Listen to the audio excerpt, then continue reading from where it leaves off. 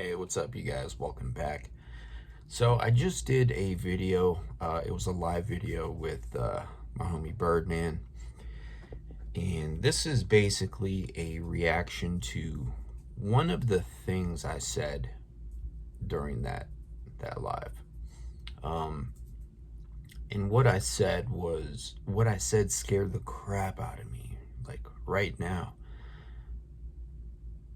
like I've been thinking about the statement I said. I've been thinking about what I said in that moment. And during the conversation, we had a great conversation, man. Outstanding. One of the best combos I've had in a while. As you guys know, I resell clothing on eBay. I don't have any employees, all that good stuff. So I wear all the hats within the business.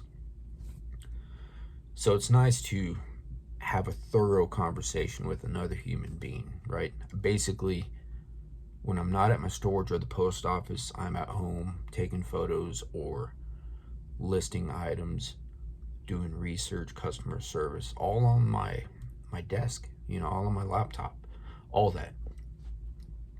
So, and when I'm not doing that, I'm asleep. So, anyway, so what I said in that video,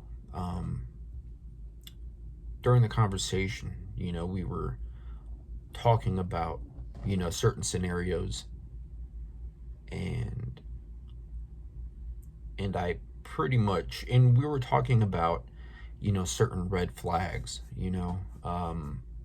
Bird had a pretty huge loss in his life, and I brought up the fact that he did all the right things, right, by reaching out to me, calling me.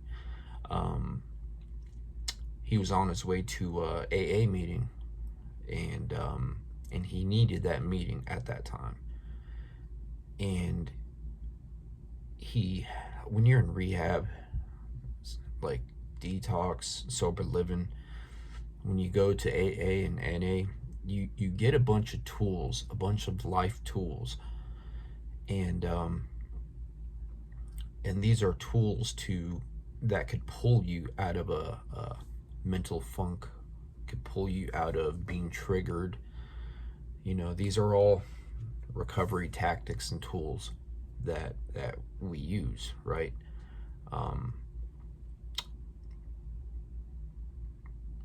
And so I was highlighting the fact, I emphasized the fact that he did all the right things, right, at that moment. And I was super proud of him for that. So in that conversation, I was thinking about my pattern, right? If I ever got triggered, if I ever got a wild hair at my butt and wanted to go relapse on my drug of choice, which was H. And just going back to how I was thinking about my behavior, in the midst of being in autopilot, in the midst of having a full-on trigger, a trigger that makes me want to use. It makes me want to get a piece of foil, a half of a Circle K straw, a lighter, and you know what the fourth thing is, right? My H. Just throw it on the foil and do my thing. So, thinking about how I was at the time, I mentioned before, one of the worst moments of my life and one of the worst relapses I ever had is relapsing with a head full of recovery. So, prior to relapsing with a head full of recovery, whenever I was triggered, I never reached out to people. I never picked up the phone and say, hey, this is what's on my mind right now. I need help. I never did that. Never did that.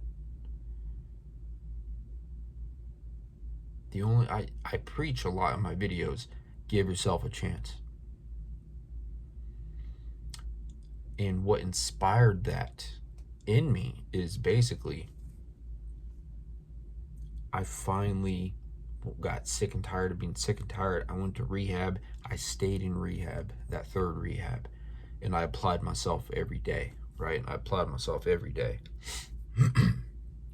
So, back to the live. We had that conversation, and I brought up the fact that I've always been the type to never pick up the phone.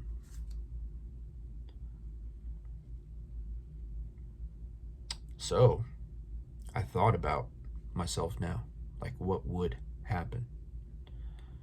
What would happen? You know? I mentioned that I was always the type to never pick up.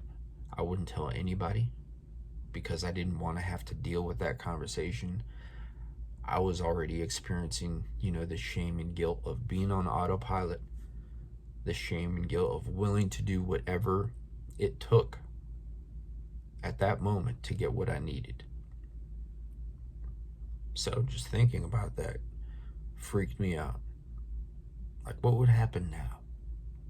What would happen now?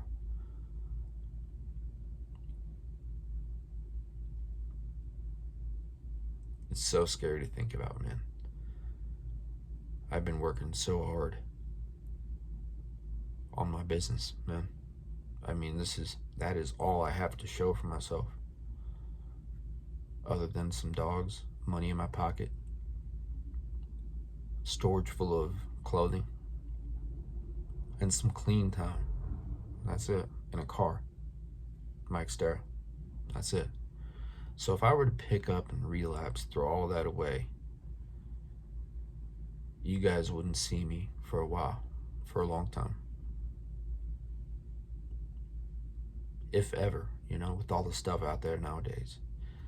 If I wanted to go out and get high, I wouldn't be doing the same stuff I was before. Because it's all fetty now, it's all trank now. It's just scary thinking about that, man. Real scary. What would I do now if I wanted to go out? Would I pick up the phone?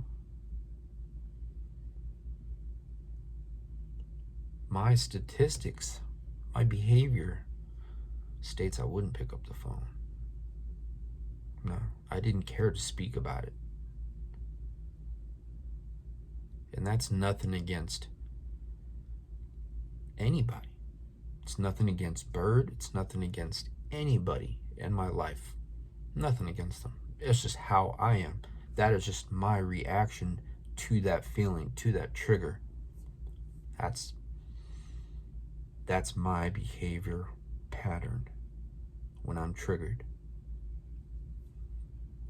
I'm thankful, man. Like, I'm super thankful as to where I'm at. I keep myself busy throughout the day just so I don't get complacent, man.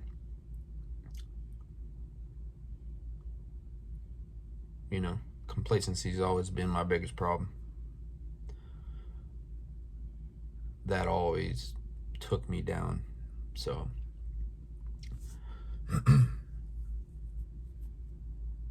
but that whole conversation is a conversation that needed to happen, not only for us, but for everybody out there that watches it. I mean, this is reality, man. Bird doesn't fake the funk.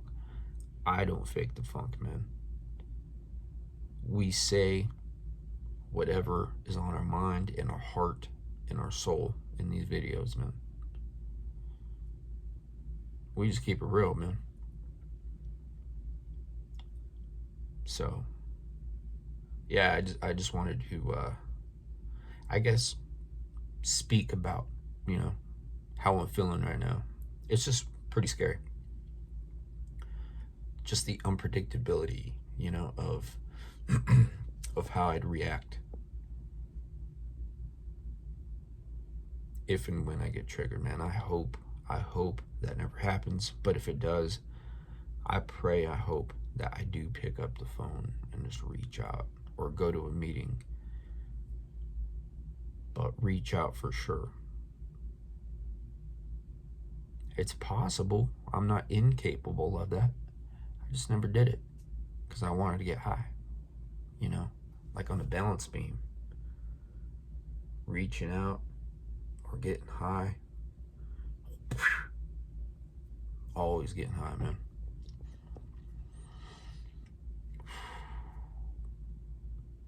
But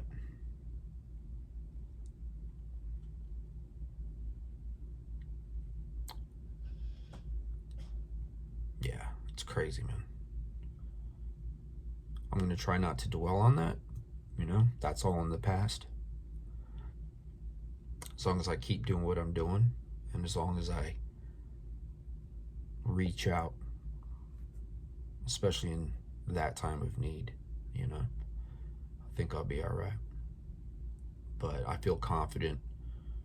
I'm not triggered right now. It's just what was going on in my head, you know, after that conversation. Just for the simple fact I vocalized that. I think the last time I spoke on that, admitting that to anybody, I think was in rehab.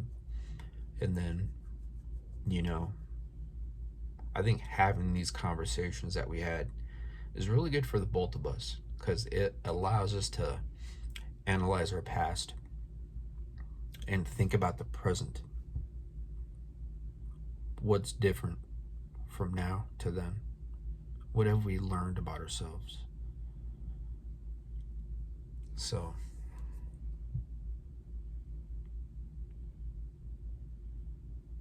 yeah, thanks for listening.